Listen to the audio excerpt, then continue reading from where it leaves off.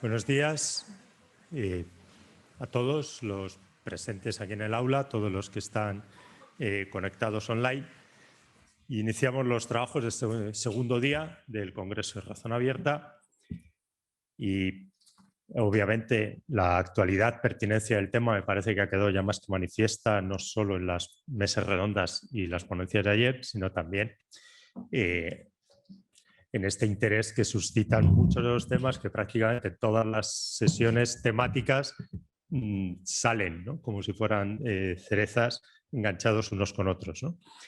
Dado que la mañana de hoy es intensa, para aprovechar bien el horario, no me voy a entretener demasiado. Paso a presentar a nuestro ponente esta mañana, que es el doctor Alfredo Marcos, catedrático de Filosofía de la Ciencia en la Universidad de Valladolid. Profesor Marcos es doctor en Filosofía por la Universidad de Barcelona, con una tesis titulada El papel de la información en biología, sobre el sentido del concepto de información y las teorías de la información en sus aplicaciones a la biología. A partir de ahí, sus líneas de investigación, pues, como tienen en el programa, filosofía de la ciencia en general, filosofía de la biología, bioética, ética ambiental, estudios aristotélicos. De hecho, tiene una novela sobre Aristóteles publicada, El Testamento de Aristóteles, Memorias desde el exilio, que yo creo que para quienes quieran conocer el pensamiento de Aristóteles de una manera un poco más amable, digamos que en vez de un ensayo, pues seguramente es un buen acercamiento. Y bueno, el currículum, como pueden imaginar, decenas de artículos, libros, publicaciones, los últimos los tiene reseñados en el programa, con lo cual no me entretengo más, es mejor que sea él quien tenga el tiempo poco del que disponemos para hablarnos del transhumanismo, naturaleza humana y la cuestión de la inteligencia artificial. Como apuntaron ayer, iba a salir hoy el tema de manera explícita. Sí, doctor, cuando quiera. Muy bien, pues muy buenos días, muchas gracias por la presentación y muchas gracias a la organización del Congreso Razón Abierta, muy especialmente a Elena Postigo, por permitirme estar aquí, y a la Universidad Francisco de Vitoria. Para mí es en fin, pues una alegría y un honor estar aquí, especialmente una alegría porque es el primer congreso presencial al que asisto desde hace, yo creo que un par de años, por lo menos. Así que me alegro de que podamos vernos cara a cara, aunque sea todavía con mascarillas. Bueno, aquí los ponentes tenemos el privilegio de prescindir de ellas, pero espero que dentro de poco todos podamos hacerlo. El título asignado a mi comunicación, a mi ponencia, es Transhumanismo, Naturaleza Humana e Inteligencia Artificial. De hecho, me voy a centrar principalmente en cuestiones de inteligencia artificial, en cuestiones filosóficas de la inteligencia artificial. Porque por lo que he podido ver en lo que he seguido del Congreso, sobre transhumanismo se está hablando ya largo y tendido y con mucha más profundidad y sabiduría de la que podría aportar yo aquí, ¿no? Entonces, evidentemente hay una conexión entre inteligencia artificial y transhumanismo. El transhumanismo pues, viene a ser una ideología, se podría definir como una ciencia, yo creo que no, como una filosofía, me parece que tampoco, y quizá la forma más correcta de definirlo es como una ideología. En este sentido ha argumentado un filósofo argentino que se llama Mariano Asla en uno de sus escritos. Entonces podríamos definir el transhumanismo como una ideología de moda, obviamente, que aboga por la transformación profunda de lo humano por medios tecnológicos. Una transformación profunda, no se trata solo de mejorar la vida humana, porque entonces sería un humanismo. Se trata de modificar a fondo al ser humano mediante medios tecnológicos.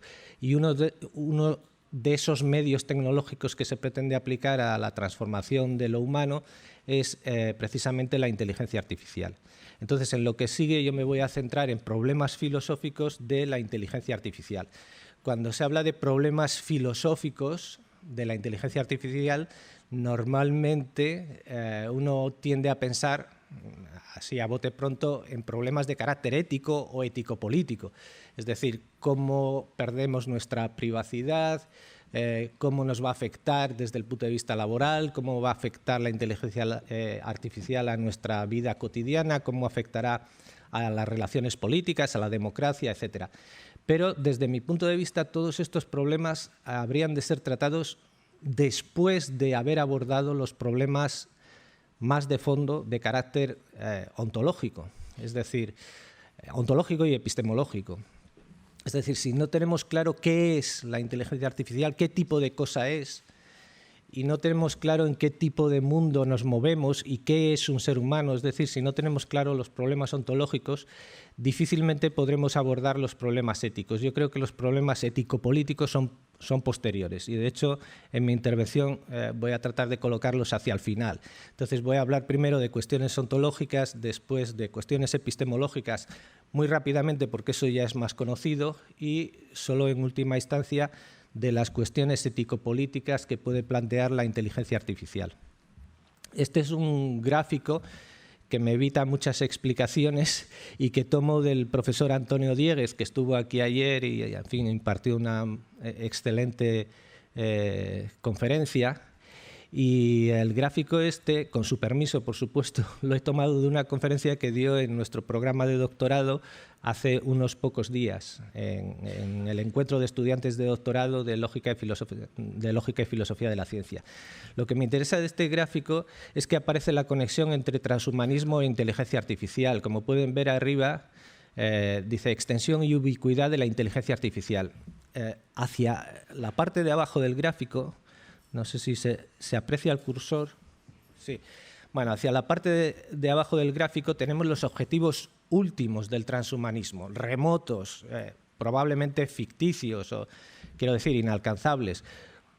Objetivos de carácter incluso cosmológico, como la fusión de mentes, la pérdida o la posibilidad de prescindir del cuerpo humano y, antes de eso, la integración total del cuerpo humano con la máquina. Por lo tanto, el transhumanismo se mueve en dos direcciones. Hay que aplicar al ser humano tecnologías bio, las que aparecen aquí arriba a la derecha, y por otro lado tecnologías info, y en algún momento confluirán ambas, y esto nos permitirá, pues qué sé yo, poner nuestra mente en la nube de Google o en cualquier otro sitio y prescindir de nuestro cuerpo, que no deja de ser un estorbo para muchas cosas. Bueno, esta es la conexión entre inteligencia artificial y transhumanismo. La inteligencia artificial es uno de los elementos tecnológicos que se proyectan o que sirven para el proyecto, o que se entiende que servirán para el proyecto transhumanista. Bien, obviamente esto genera todo tipo de cuestiones de carácter ético y de carácter antropológico, y en fin, durante el Congreso han ido saliendo muchas de ellas, y nos obliga a decidir acerca de la inteligencia artificial. Bueno, si la queremos o no la queremos, si la queremos en qué medida, bajo qué interpretación. En definitiva, nos obliga a decir sí o no, y quizá sí y no, a la inteligencia artificial. Y esto inmediatamente recuerda el texto de Heidegger, que está contenido en un escrito suyo titulado Serenidad, Gelassenheit en alemán, de 1949, un texto que en los últimos años se ha recuperado, traducido, comentado, y que hasta hace poco pues, yo creo que estaba prácticamente olvidado. En este texto Heidegger recomienda ante la tecnología, ante la técnica, una actitud de serenidad, pero insisto que hemos traducido Gelassenheit del alemán al español por serenidad de modo estandarizado, pero podríamos haberlo traducido, por ejemplo, por desasimiento. Está la raíz lac, que es indoeuropea, que está también en palabras como laisser, lâchare, relajar, quiere decir soltar, distanciarse, relajarse, etc. Podríamos traducir, insisto, por desasimiento. De hecho, desasimiento es el término que utiliza Santa Teresa una y otra vez. Y no es improbable, esto es una mera conjetura mía, así que os ruego que no la apuntéis en ningún sitio, pero no es improbable que a Heidegger le llegue el término a través de Santa Teresa. Bueno, esta es la actitud que recomienda Heidegger respecto de la tecnología, una actitud de serenidad, de desasimiento, es decir, tenemos que decirles sí a la tecnología porque es parte constitutiva de lo humano, aquí no hay ninguna actitud antitecnológica, pero al mismo tiempo tenemos que mantenernos libres, tener las manos libres para poder decirle no cuando exclusivamente nos plantea exigencias, cuando nos plantea más servidumbres que servicios nos da, cuando nos deforma, cuando nos confunde y, por último, cuando nos devasta. Cuando la tecnología devasta la esencia humana, la naturaleza humana, hay que decirle no.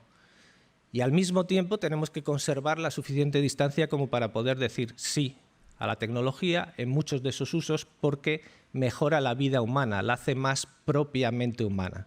No transhumana o posthumana o inhumana o qué sé yo qué, sino precisamente más propiamente humana. Bien, entonces, respecto de la inteligencia artificial, ¿decimos sí o decimos no? Bueno, pues yo creo que en este caso, y respecto de esta tecnología, es crucial la interpretación que le demos. Es decir, desde una cierta interpretación filosófica deberíamos decir no, y desde otra posible interpretación filosófica deberíamos decir sí, bienvenida, la llamada inteligencia artificial. Habría que decir no a los desarrollos de sistemas de inteligencia artificial inspirados en una interpretación incorrecta de la misma, en una interpretación ontológica incorrecta de la misma, porque tienden a devastar la vida humana. Y al revés, habría que decir sí a los desarrollos digitales basados en una interpretación correcta, porque sirven para mejorar la vida humana, para hacerla más propiamente humana. Y aquí propiamente humana es un término técnico que estoy tomando de Hans Jonas. Bien, entonces vayamos con esta posible interpretación de la llamada inteligencia artificial, la interpretación que he denominado correcta e incorrecta. ¿Qué es la inteligencia artificial? Pero antes de eso deberíamos preguntarnos, ¿existe la inteligencia artificial? Esta es la pregunta ontológica más básica, ¿no? ¿Existe? Obviamente existe algo a lo que llamamos inteligencia artificial. Y yo no quisiera enredarme en una cuestión de nombres, porque no es la cuestión. Si a ese algo se le hubiese dado un nombre arbitrario, como R2D2, por ejemplo, entonces no tendría nada que decir. El problema es que se le ha dado un nombre que ya tiene una carga semántica. Es decir, cuando el término inteligencia se aplica en este contexto, el término inteligencia ya tiene un significado. Entonces lo que nos estamos preguntando es si es justo, si es correcto, si ese significado refleja la esencia de la cosa, si dice verdad acerca de eso que llamamos inteligencia artificial. Y yo tampoco me atrevería a plantearlo si no lo hubiesen planteado ya, muy recientemente, gentes que están directamente trabajando en el desarrollo de inteligencia artificial. Cito aquí 4 libros muy recientes, entre el 19 y el 21, uno de ellos recién publicado estos mismos días en Harvard University Press, el último, el de Larson. El primero es de Luc Julia y se titula «L'intelligence artificielle n'existe pas», la inteligencia artificial no existe. Ese es el título provocativo, rompedor, del libro de Julia. Y Julia no es alguien más, una persona cualquiera en este territorio, sino que es uno de los desarrolladores del sistema de asistencia por voz Siri, cuando trabajaba para Apple. Y ahora trabaja para Samsung. Es el director o subdirector o lo que sea de la división de innovación de Samsung.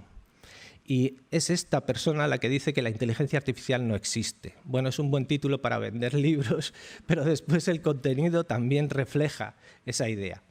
Otro libro, también en francés, de Marie, el de Julia me parece que ya está traducido al inglés. El de Marie David y Cédric Sauviat, titulado Intelligence artificielle, la nouvelle barbarie, Inteligencia artificial, la nueva barbarie. Es tremendamente crítico con la inteligencia artificial. Yo creo que en algunos casos incluso excesivamente crítico, pero también pone en cuestión incluso la existencia de algo que con justicia podamos llamar inteligencia artificial.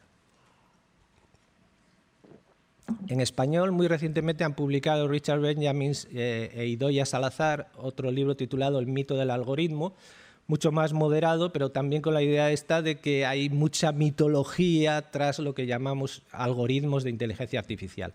Y el último, The Myth of Artificial Intelligence, de Larson, del cual destaco una frase, una cita. Dice, la inteligencia artificial inductiva, y aquí el término inductivo es muy importante, seguirá mejorando para tareas restringidas, para tareas estrechas, para tareas concretas. Pero si queremos hacer progresos reales, progresos de verdad, tendremos que empezar a considerar, a apreciar plenamente la única inteligencia que conocemos, que es la nuestra.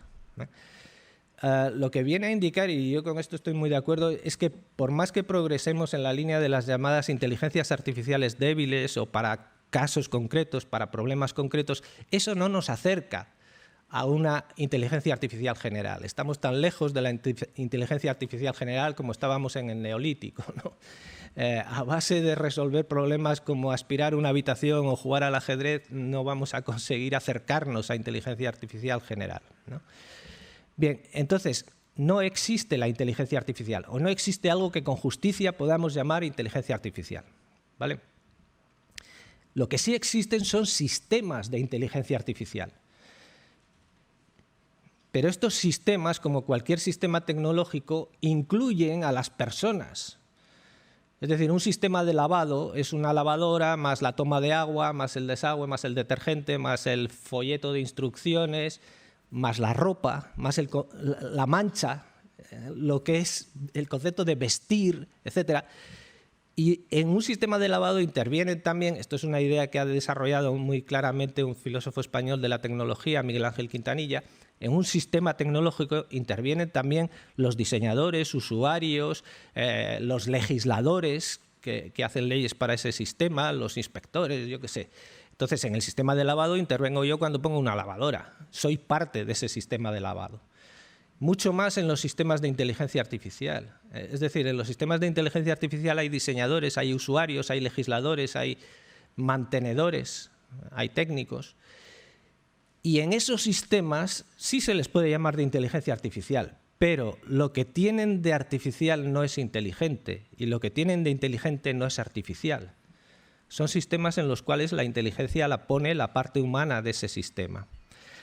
Una forma de decirlo que a mí me parece muy, muy clara y muy, no sé cómo decirlo, muy sugerente, es la que utilizan Hirschhorn, Klein y Littinen en un libro que ya es del 95 y que se refería al desarrollo de software.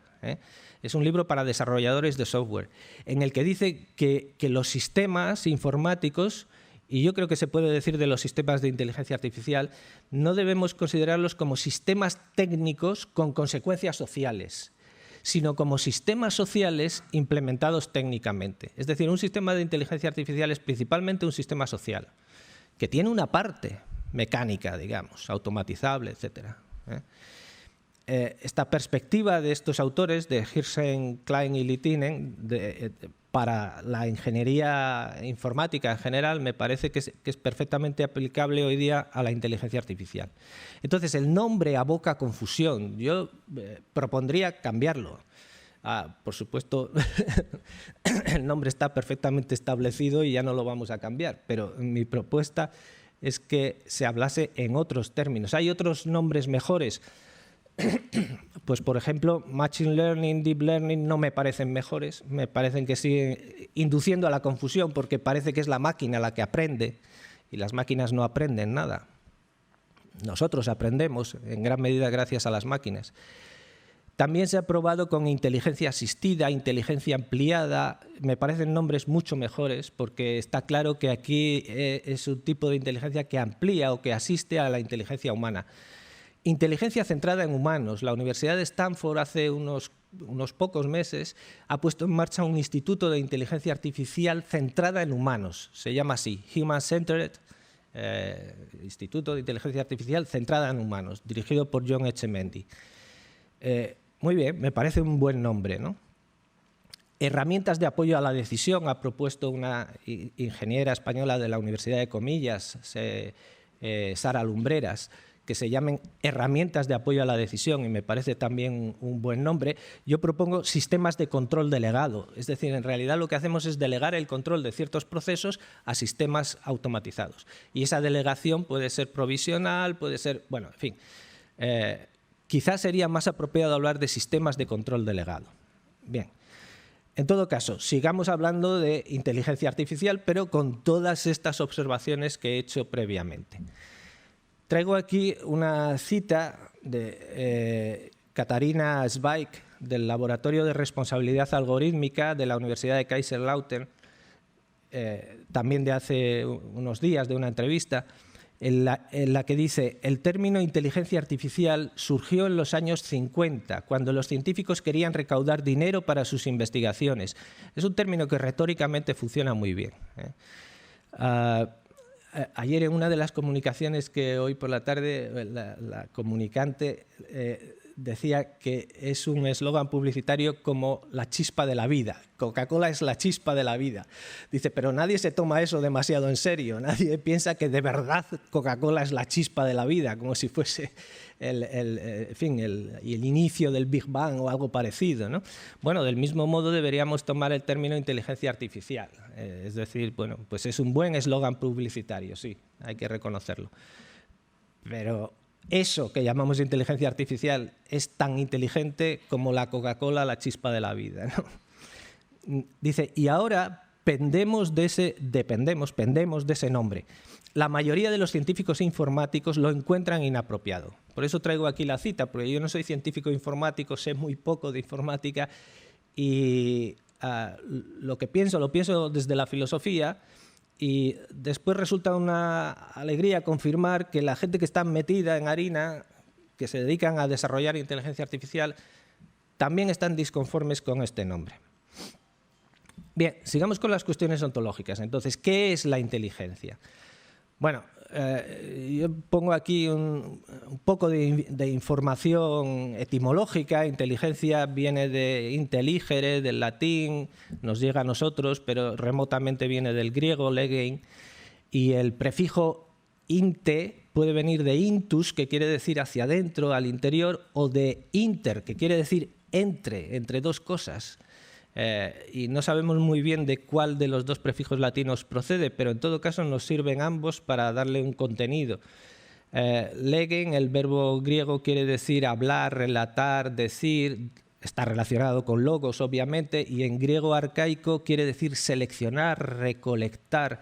Yo creo que aquí hay una metáfora de base, probablemente de tipo agrícola, es decir, esto procede de una raíz indoeuropea que es lek, que quiere decir elegir entre, y aquí probablemente, no sé si conocen el libro de Lakoff titulado las metáforas en las que vivimos, metáforas de la vida cotidiana, que dice que nosotros entendemos la realidad a partir de casi de los movimientos corporales que realizamos. Bueno, pues aquí se está utilizando para el conocimiento una metáfora que probablemente sea de origen agrícola. Esto parece que tiene que ver con separar el trigo de la cizaña, separar, meterse entre, y después, una vez separado, reunir una vez que hemos diferenciado, reunir lo que es semejante.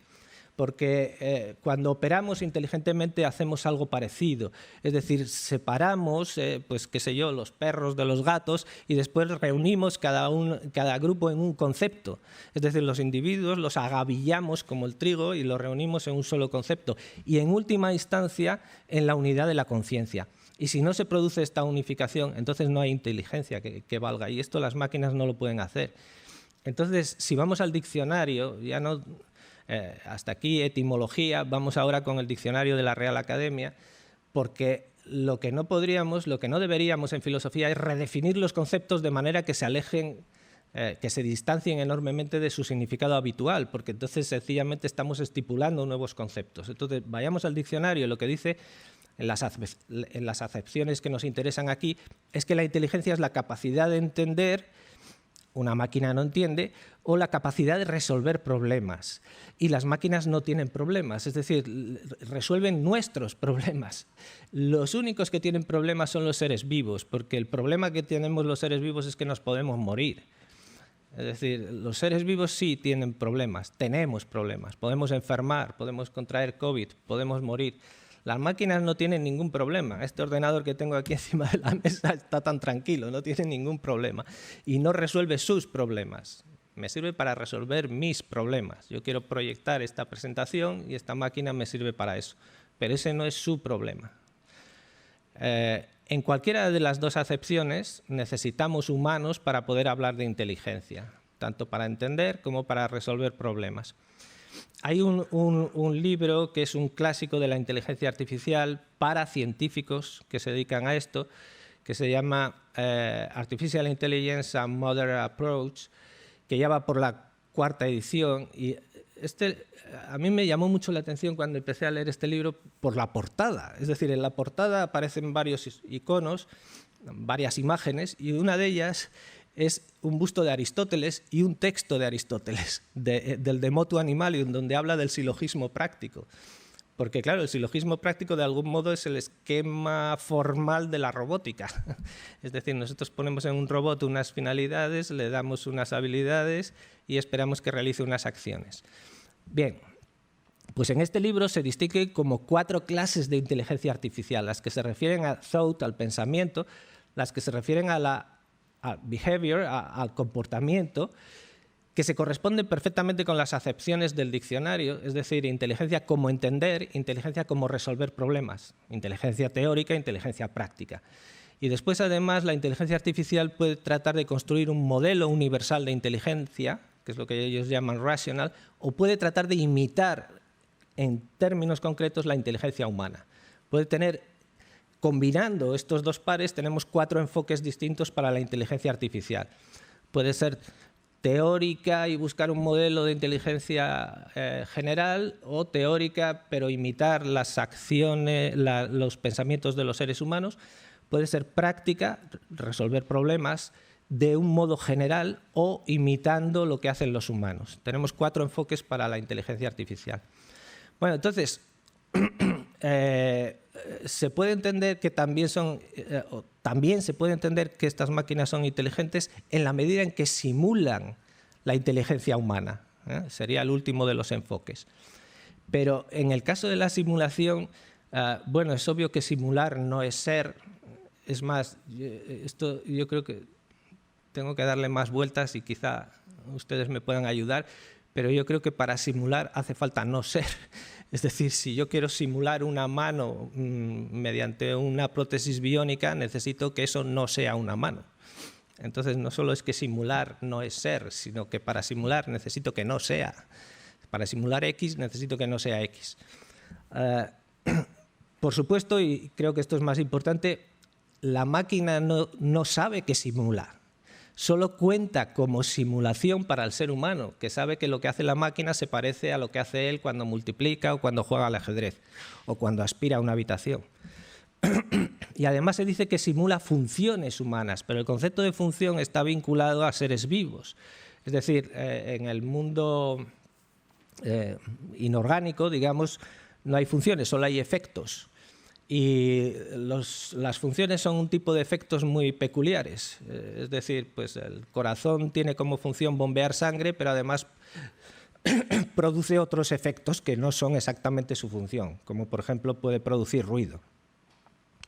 Bien, pues las máquinas, al margen de la mirada humana, no funcionan, no producen funciones, solo producen efectos. Es decir, el punto de vista humano cambia la ontología de la máquina, porque la ontología de los artefactos depende de su funcionalidad. A esto le llamamos computador porque computa, a la lavadora le llamamos lavadora porque lava, y así sucesivamente. Si ponemos una lavadora en Mercurio, o en Mercurio o en Neptuno, deja de ser una lavadora, pasa a ser una masa metálica de no sé cuántos kilogramos. Es decir, la mirada humana, la mano del ser humano, el uso que da el ser humano a los artefactos cambia su ontología, los hace funcionales y por lo tanto los hace ser lo que son.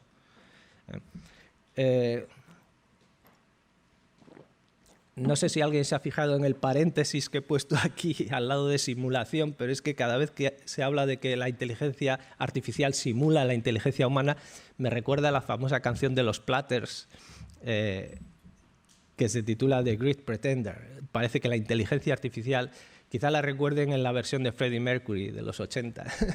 Es una canción magnífica. Y si uno la lee ahora, se da cuenta de que muchos de sus versos son perfectamente aplicables a la inteligencia artificial. Es The Great Pretender, el gran simulador, ¿no? Bien.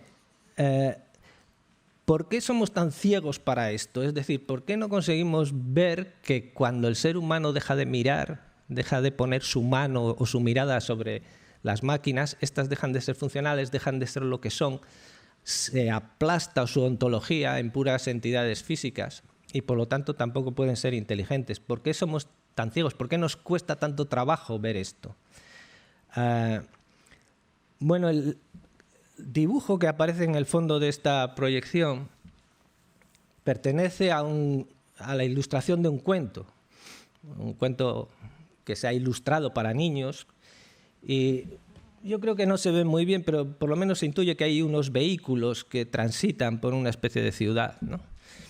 El autor de este cuento es Miguel de Unamuno y el título es Mecanópolis. Entonces, es un breve cuento en el cual Unamuno imagina una ciudad, y ciudad ya hay que ponerlo entre comillas, en la que no hay seres humanos. Funciona perfectamente, y funciona hay que ponerlo entre comillas.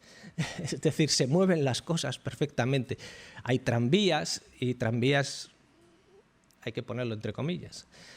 Mientras no hay seres humanos, hay pedazos de metal que se deslizan sobre raíles. Claro, literariamente el cuento no funciona hasta que no se introduce el punto de vista humano. Entonces lo que hace Unamuno es poner a un personaje que se pierde y que acaba en esa ciudad, y a partir de ese momento toda esa masa en movimiento pasa a ser una ciudad. Los tranvías pasan a ser tranvías porque funcionan como tranvías para ese sujeto, para ese ser humano que empieza a habitar la ciudad. Y el término habitar aquí ya no hay que ponerlo entre comillas porque hay un ser humano que habita, en el sentido también heideggeriano de habitar. Bueno, pues esto es lo que nos pasa, que nos cuesta mucho trabajo ver cómo serían las cosas si nosotros no las viésemos. Aquí la clave, creo yo, nos la puede dar Charles Sanders Peirce cuando distingue las acciones dinámicas que llama él, o acciones físicas. Yo he estado utilizando el término físico, en el sentido de physis como opuesto a logos, en el sentido de físico en el que utiliza ese término Zubiri. Toda acción dinámica o toda acción física o de fuerza bruta sucede entre pares. Es decir, una acción física requiere por lo menos dos entidades. Si en el universo hubiese una sola entidad, no habría fuerzas, no habría pares de fuerzas, no habría choques. Pero para que haya un choque en física cartesiana o para que haya pares de fuerzas en física newtoniana se necesitan dos entidades. Ahora bien, para que haya semiosis, para que haya información, para que haya inteligencia, para que haya todas estas entidades que implican intencionalidad, se requieren tres entidades. En un universo de dos entidades no existiría significado, no existiría lenguaje, no existiría semántica, no existiría información, no existirían datos, etc. Se necesitan tres entidades, según Peirce. Y yo estoy de acuerdo. Un signo, algo que funciona como signo, algo que funciona como objeto al cual ese signo se refiere, pero entre ellos no hay una relación física de pares, sino que se establece una relación semántica a través de un tercer vértice de esa relación, que es un interpretante, alguien que conecta al signo con aquello a lo que el signo se refiere. ¿Qué quiero decir cuando digo que en este computador hay información, hay datos sobre, por ejemplo, mi estado de salud, sobre la vacunación, sobre si me he vacunado o no, etc.? Lo que quiero decir es que ciertos estados electromagnéticos de este aparato tienen alguna relación con la vacuna que yo me he puesto, pero esa relación no es física, obviamente. Es una relación que se establece a través de un interpretante. Se establece, en este caso, a través de una persona que lee lo que pone el ordenador y lo interpreta en términos de vacunación o de lo que sea. Bien, cuando desaparece el interpretante, cuando desaparece el ser humano, cuando la ciudad se convierte en mecanópolis, sencillamente se aplana la ontología, ya no hay datos, ya no hay funciones, solo efectos, ya no hay simulación, ya no hay problemas, ya no hay información, ya no hay decisión. No se puede decir que las máquinas tomen decisiones, esto no es así. Nosotros tomamos la decisión de delegar ciertos procesos de control en las máquinas, pero las máquinas propiamente no toman decisiones. Ni hay realidad virtual, ni hay inteligencia artificial. En realidad ni siquiera hay cómputo. Aquí, bueno, lo que quiero decir es que las máquinas por sí solas, sin la mirada humana, ni siquiera son capaces de contar. Un computador no computa. Y el mejor comentario que he leído a esto es un texto de Borges. Lo que pasa es que me da mucha vergüenza hablar de Borges aquí estando el profesor Juan Arana. Probablemente el texto está en Historia de la Eternidad, donde polemiza con Nietzsche sobre la cuestión del eterno retorno. Claro, para que haya eterno retorno, el universo tiene que volver a la misma situación una vez y otra vez y otra vez. Es decir, hay que contarlo. Y si hay que contarlo, hay una parte del universo que no retorna. El contador va cambiando de 1 a 2, a 3, a 4. El contador es distinto en cada vuelta. Por lo tanto, no hay eterno retorno si uno considera el conjunto del universo. Bueno, este es, yo, tal como lo entiendo, el argumento de Borges, que me parece brillante. Lo que quiero decir es que este argumento nos lleva a la idea de que para contar, para distinguir una vez y otra vez, necesito mantener en la conciencia dos momentos como distintos y como semejantes, al mismo tiempo en la unidad de la conciencia. Es decir, el contar hasta 2 es una operación complejísima y un ordenador no es capaz de hacerlo. No puede contar hasta 2, porque no tiene una conciencia que unifique dos momentos, los considere como dos momentos distintos y al mismo tiempo como dos momentos. Es decir, yo me puedo poner a contar manzanas, pero tengo que saber que son manzanas y al mismo tiempo que no son la misma manzana. Bueno, no puedo entrar más a fondo en esta cuestión, a mí me parece muy sugerente y la dejo apuntada. Yo quisiera llamar a esta seducción que nos asola, por la cual acabamos pensando que las máquinas, cuando nosotros no las miramos, siguen haciendo las mismas funciones que cuando las miramos. Quisiera llamarle a esto efecto Toy Story. Es decir, todo el mundo conoce la serie de dibujos animados Toy Story, que es magnífica en muchos sentidos, y en la cual los juguetes de un niño siguen jugando cuando él ya no los mira, cuando él ya no los toca, cuando están lejos de sus ojos y lejos de sus manos. Obviamente, el Toy Story no sucede en el cuarto de juego del niño, de Andy, sino que sucede en la imaginación del niño. Es el niño el que imagina que cuando él deja de mirar al dinosaurio, el dinosaurio todavía sigue ahí. Estoy citando a Monterroso, hay que reconocerlo. Conoceréis el microrrelato de Augusto Monterroso. Bueno, cuando despertó el dinosaurio todavía estaba ahí. Esto es lo que le pasa a Andy, que cuando se duerme jugando con el dinosaurio y cuando despierta el dinosaurio todavía está ahí. Y le da la impresión de que durante toda la noche ha estado ahí, pero lo que ha estado ahí durante la noche es un trozo de plástico verde. Es decir, necesitamos que el niño lo tenga en su mano, como necesitamos mantener los sistemas informáticos, necesitamos que lo mire, necesitamos que funcione para él como un juguete, etcétera, para que exista. Es algo parecido a lo que nos sucede cuando cerramos la puerta de la nevera, ¿no? Al mantenerla abierta vemos que está encendida la bombilla, la cerramos, la volvemos a abrir y sigue encendida la bombilla. El dinosaurio sigue ahí. Y uno imagina que cuando está cerrada la puerta la bombilla sigue encendida. Eso no es por exceso de imaginación, es por defecto de imaginación, es por una escasa imaginación metafísica. Es decir, es complicado imaginar cómo sería el mundo, cómo es el mundo, cómo son los artefactos cuando nosotros no los miramos o no los utilizamos. Este ordenador, cuando yo no lo miro, esta pantalla, pues es una pauta de luz y de sombra, sin más. Aquí no hay semiosis, no hay palabras, no indica nada, no tiene intencionalidad en el sentido husserliano. Quiero decir, no se refiere a nada externo a sí misma. Sencillamente es una parte más del mundo físico, de las relaciones entre pares, no de las relaciones entre tres, de las relaciones triádicas de Peirce.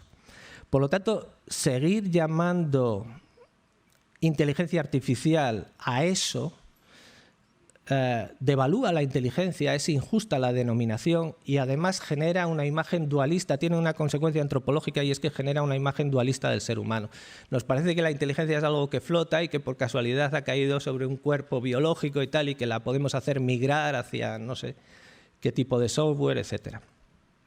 Bien, hasta aquí las consideraciones ontológicas en las que quería insistir, en las que quería profundizar más. Voy ahora a consideraciones epistemológicas por las que voy a... No sé. 5 minutos, por las que voy a pasar muy rápidamente porque son mucho más conocidas. Lo que hacen los sistemas de inteligencia artificial es buscar correlaciones entre grandes masas de datos, de Big Data. En realidad lo que hacen es generar un espacio geométrico de n dimensiones, ir tirando planos de n-1 dimensiones aleatorios, y en cada vez que tira un plano, el sistema se comprueba si hay correlación entre las dos partes del espacio que ha partido ese plano. Estamos hablando de espacios de n dimensiones, depende del tipo de datos que tengamos, n puede ser un número muy alto, y de planos de n-1 dimensión. Bueno, esto es lo que hace un sistema de inteligencia artificial, esto es lo que hace lo que hoy día se llaman los algoritmos. Lo que hace es buscar correlaciones de este modo. Y esto no explica, no sirve para explicar ni sirve para entender. Ahora es una herramienta heurística muy potente, porque una vez que tengo las correlaciones sobre la mesa, un ser humano sí puede tratar de entender, sí puede tratar de explicar mediante hipótesis de relaciones causales, en definitiva. Bueno, por otro lado, los sistemas de inteligencia artificial están afectados por el mismo problema clásico, ya desde Hume, de la inducción. Generan expectativas a partir de históricos de datos. A pesar de que todos esos datos pueden ser correctos, las expectativas pueden fallar, como sucede con la inferencia inductiva. Pueden ser verdaderas todas las premisas y falsa la conclusión. Por lo tanto, no predicen exactamente. De hecho, no deberían hablar en futuro, sino en condicional.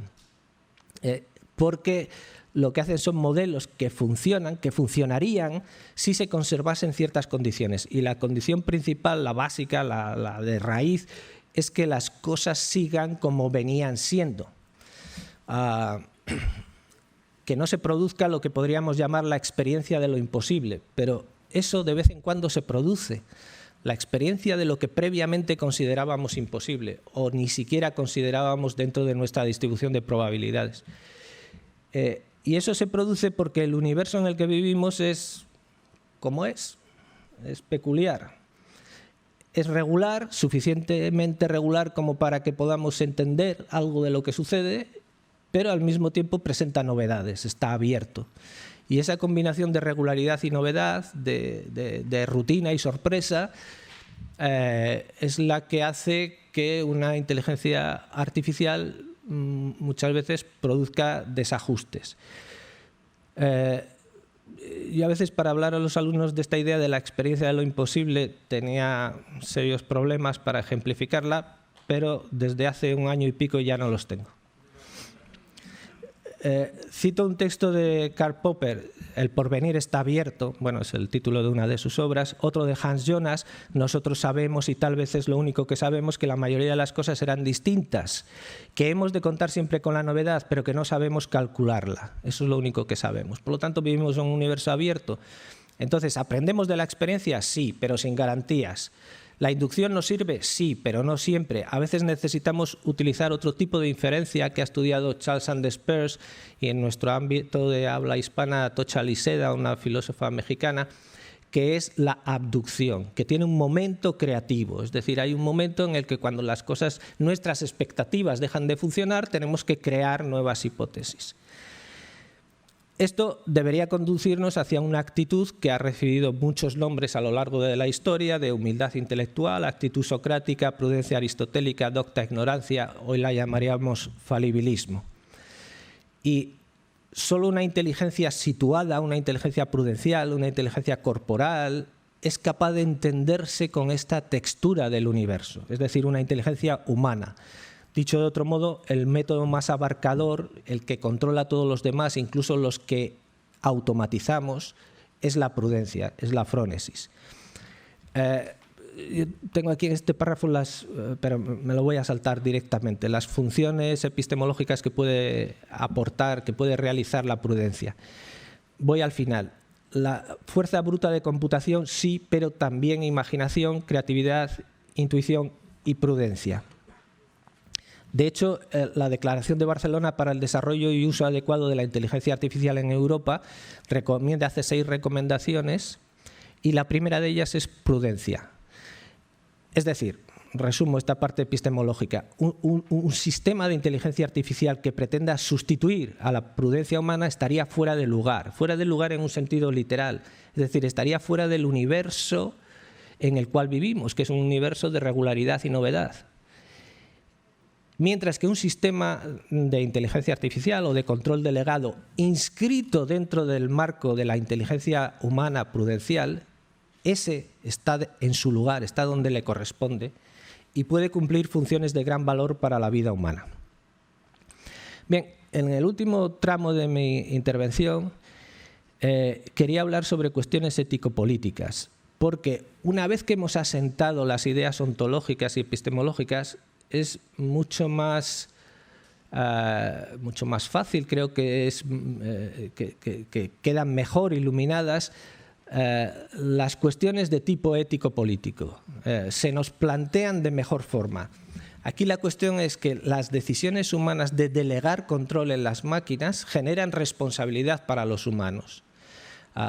Yo diría que sí, en clave ético-política, ayer oímos una presentación interesantísima sobre Privacy is Power, como la privacidad y el asalto a la misma que estamos sufriendo actualmente genera poder para aquellos que la asaltan. Yo diría que hay que mirar siempre detrás de los algoritmos. Es decir, que las responsabilidades son siempre humanas.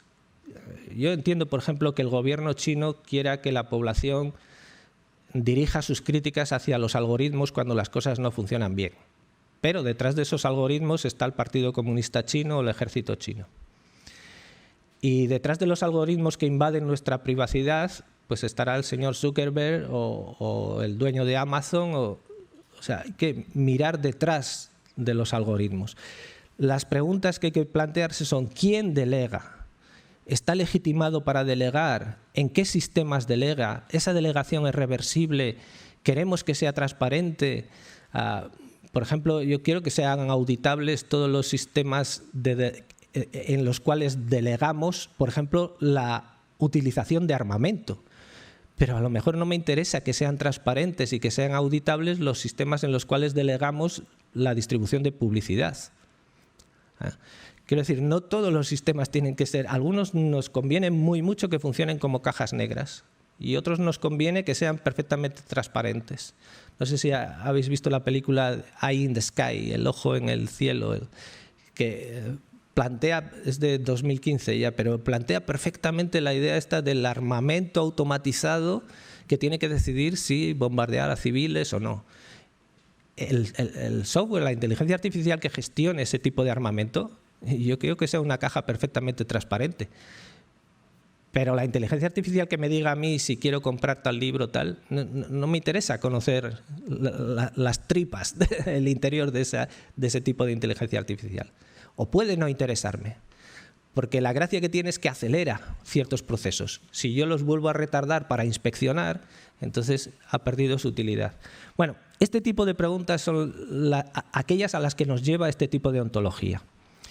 Lo que debería aterrorizarnos no es un futuro dominado por una hipotética inteligencia artificial superior, dice Ramón López de Mántaras, que es el fundador del Instituto de Investigación de Inteligencia Artificial del CSIC, en un artículo de 2020. Lo que debería aterrorizarnos no es un futuro dominado por... Lo que realmente debería preocuparnos es el presente. Es la situación en la que estamos delegando cada vez más tareas en una inteligencia artificial tan limitada como la actual. Y por último, con esto concluyo, en términos más concretos, y esto se puede resumir con mucha brevedad, a mí me parece recomendable en clave ética, más que enseñarles lo políticamente correcto a los algoritmos, que me parece una empresa desesperada, lo que habría que hacer es formar en virtudes a las personas que diseñan, usan, consumen esos algoritmos, en virtudes que estén a la altura del contexto tecnológico actual. Formarlos prácticamente, con prácticas, en fin, no voy a entrar ahora en eso. Y en cuanto a las consideraciones políticas, yo sencillamente suscribo lo que dijo ayer Carissa Belliz en su intervención. Yo creo que que sería importantísimo dejar claro este mensaje. Habría que fraccionar, habría que romper las grandes empresas de inteligencia artificial norteamericanas y habría que poner bajo escrutinio crítico las grandes empresas de inteligencia artificial chinas, que en realidad son solo una, es el Partido Comunista Chino. Es decir, desde el punto de vista político, dejémonos de inventar nuevos derechos neurológicos, derivemos la legislación sobre este tipo de cosas de los derechos básicos. Es decir, el problema no es que algo rompa mis derechos digitales o neurológicos, el problema es que rompe mi derecho a la vida y a la libertad. Entonces, la legislación hay que anclarla ahí, en los derechos básicos, y esos derechos básicos están siendo conculcados por 4, 5 grandes corporaciones norteamericanas y un partido, un gobierno de una gran potencia, como es en este caso China, ¿no? Y yo creo que de algún modo deberíamos incentivar o promover en la opinión pública la ruptura, el fraccionamiento de estos bloques de poder tan potentes, tan inmensos, tan monolíticos y que invaden de modo tan profundo nuestras vidas. Pues muy bien, hasta aquí lo que quería decir. Esto es un pequeño resumen, pero ya no entro en ello porque reitero las ideas que había expuesto. Y esta última idea sí que es muy importante. Quería darles las gracias, todo mi reconocimiento y agradecimiento por la paciencia que han tenido de escuchar esta charla hasta el final. Muchísimas gracias.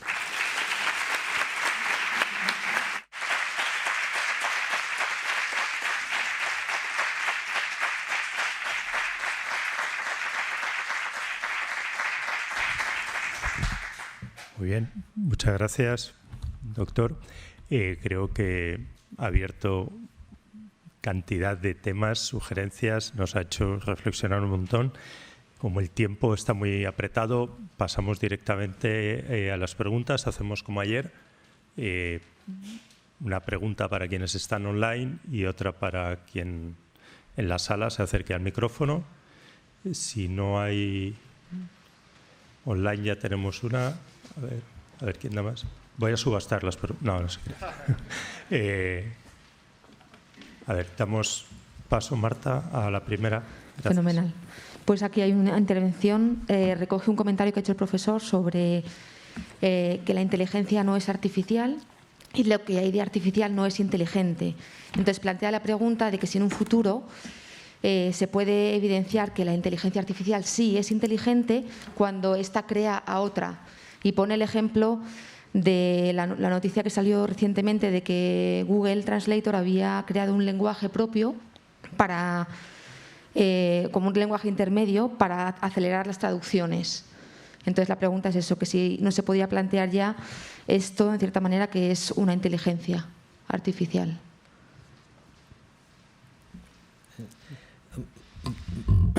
Bueno, lo primero es que efectivamente vivimos en un universo abierto y entonces el futuro no lo tenemos delante, no lo tenemos presente, porque si el futuro lo tuviésemos presente ya no sería futuro, sería una clase de futuro muy extraña.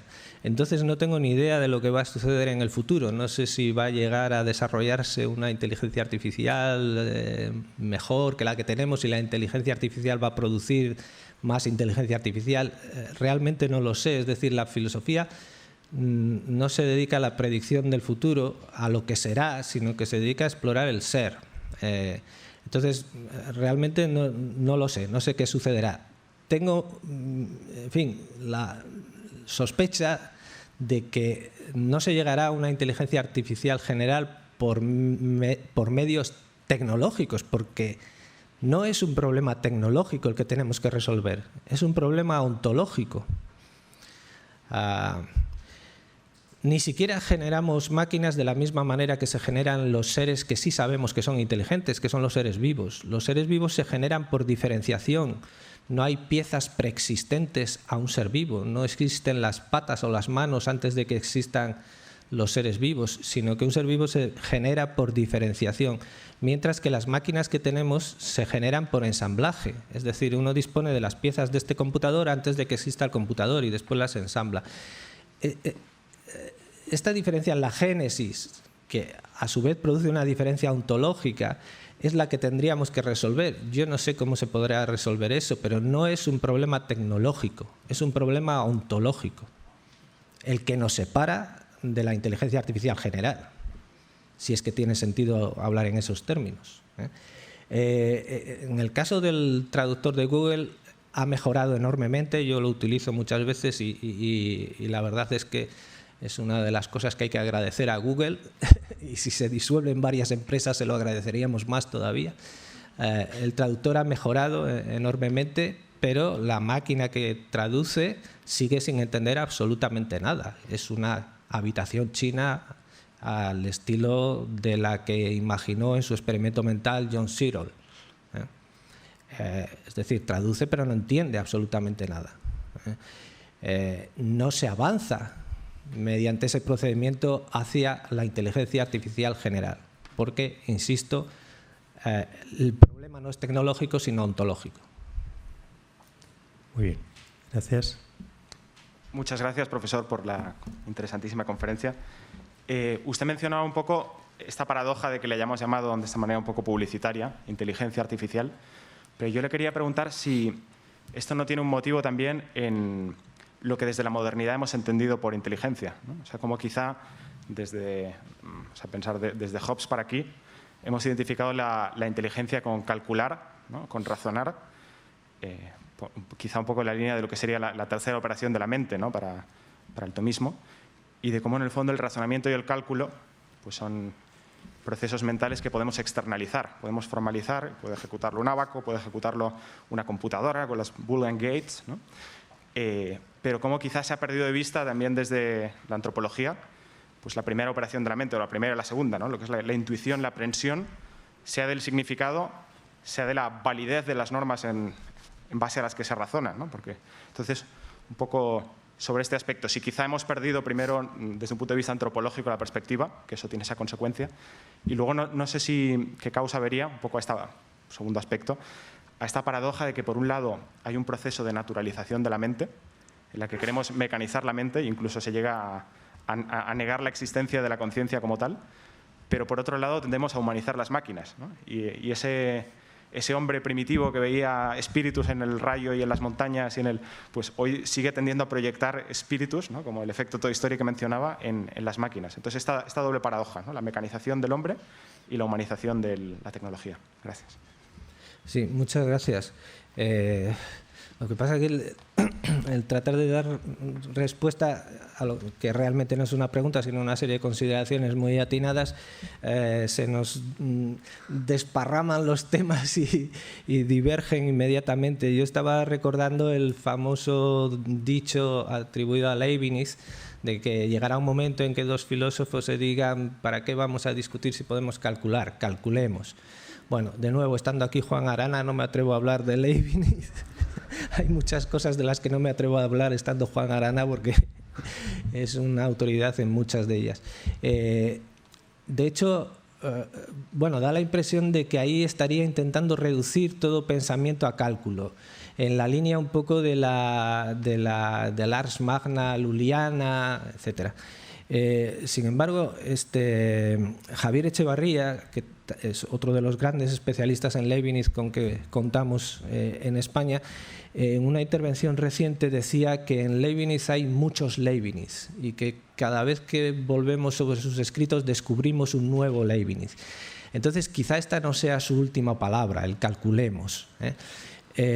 En todo caso, lo que está debajo de esta idea es que hay una perfecta isomorfía, una correspondencia perfecta entre logos y physis, y entonces si esa correspondencia es perfecta, funcionan las dos direcciones. Es decir, nuestro pensamiento refleja perfectamente la realidad y al mismo tiempo una parte de la realidad la podemos poner a reflejar nuestro pensamiento. Entonces se produce la visión mecanicista del ser humano y la humanización de la máquina. Pero esa correspondencia nunca es exacta, por eso yo hablaba de humildad intelectual, es decir, nuestra intelección del mundo es posible, es factible, pero siempre es limitada, siempre es parcial. Cada uno tiene mira el mundo desde un punto de vista, desde una época, desde un momento, y lo que miramos es un universo cambiante, fértil, que va produciendo novedades. Entonces, yo creo que hay una inteligibilidad de la naturaleza, creo que podemos entender la naturaleza, pero que esa intelección siempre es imperfecta, y entonces esas isomorfías entre logos y physis no se producen de modo exacto, y no conviene poner todo el peso, toda la confianza en ese reflejo. Es decir, nuestra mente, en términos de Rorty, no es simplemente un espejo de la naturaleza, sino que siempre hay una cierta distancia, siempre hay una cierta imperfección. Y de hecho, las máquinas ni siquiera pueden calcular. Esto es lo que trataba de decir antes con el texto de Borges. Es decir, las máquinas ni siquiera pueden contar hasta 2. Se necesita una conciencia humana que acompañe, que mire a la máquina, que la manipule. Que se necesita la conciencia y la mano del ser humano sobre la máquina para que ésta pueda contar. Y todas estas ensoñaciones de una máquina que piense, en el sentido luliano, en el sentido leibniciano, en el sentido de Carnap, en el sentido...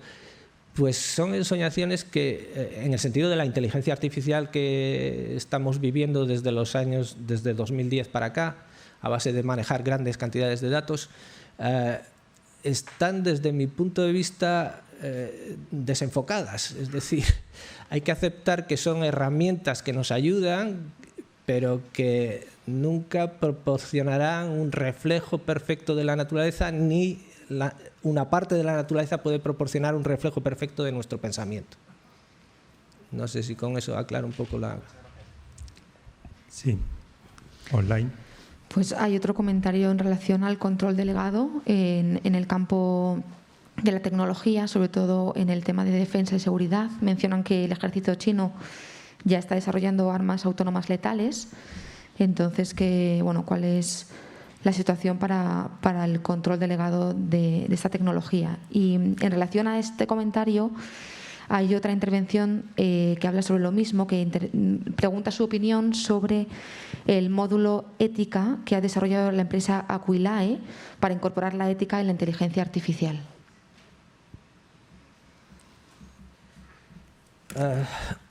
Sí, yo... A ver, no quisiera entrar, digamos, a fondo en cuestiones de carácter político, porque lo que más me interesaba en esta presentación es la parte ontológica. Pero desde el punto de vista político, yo diría que la humanidad... O sea, muchas veces se habla de los chinos, y los pobres chinos ya tienen bastante para ellos con sufrir la clase de tiranía que sufren. Es decir, el problema no son los chinos, sino que es el gobierno chino, el Partido Comunista Chino y el ejército chino.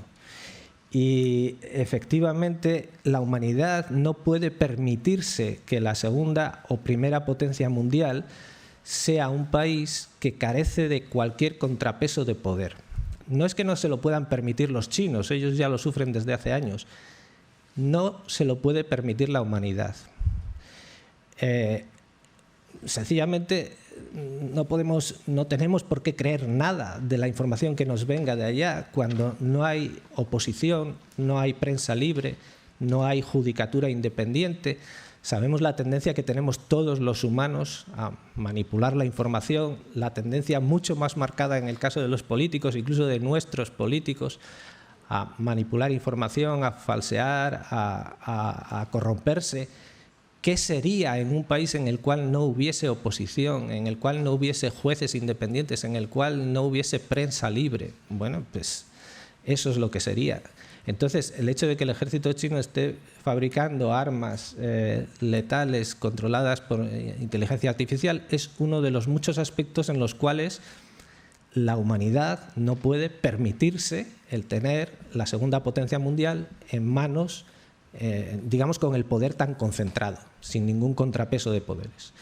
Claro, esto es una observación política que en todo caso es colateral a mi conferencia, pero ya que se me pregunta, lo digo. Y en cuanto a la cuestión ética, yo he apuntado muy brevemente que me parece que frente a la inteligencia artificial, a la llamada inteligencia artificial, lo que deberíamos hacer es insistir en el desarrollo de virtudes. Y las virtudes se adquieren como hábitos, se adquieren por la práctica, pero no de virtudes cualesquiera, sino de virtudes que estén a la altura del desarrollo tecnológico actual. Virtudes como la actitud, el hábito de serenidad al que apunta Heidegger, que, insisto, se obtienen por la práctica. Y yo en algún texto he dicho que me parecía recomendable prácticas como, por ejemplo, la del silencio tecnológico o ayuno tecnológico, si queremos decirlo así.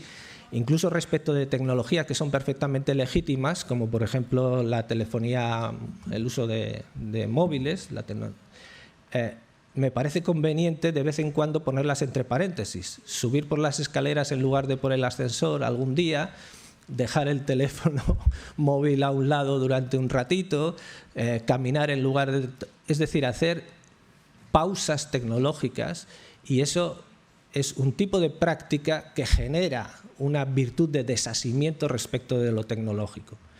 Bueno, yo recomendaría o pensaría en principio que por ahí habría que orientar la educación ética en relación a las nuevas tecnologías. Muy bien.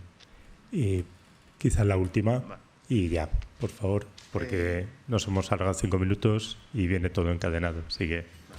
Muchas gracias, Alfredo. Yo simplemente quería hacer una pregunta. Sí que es verdad que hasta 2015 los congresos de inteligencia artificial y tal, pues hemos encontrado algoritmos que son muy buenos en tareas específicas, como lo que estamos diciendo, pero viene desde 2015 a 2020, tanto por parte de la empresa de Google y tal, como por parte de la Academia de Inteligencia Artificial, desarrollándose mucho lo que se llama el metalearning, transfer learning, que es cómo la inteligencia artificial aprende a no solo identificar un problema, sino sus semejanzas con otros problemas y adaptarse para tener un control sobre un tipo de problemas distintos, ¿no?